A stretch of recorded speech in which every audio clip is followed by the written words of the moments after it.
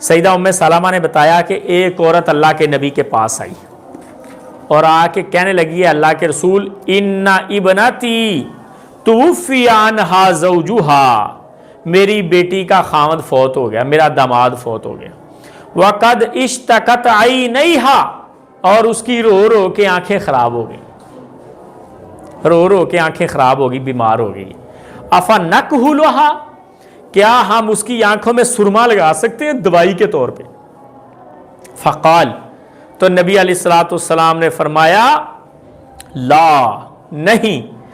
مرتین او ثلاث مرات، 2 بار یا 3 بار حضور نے منع فرمایا، کل ذالک یقول، ہر بار آپ کہتے لا، نہیں، ثم قال انما ہی 4 اشہر و 10، پھر حضور نے فرمایا 4 مہینے اور 10 دن صبر کرے،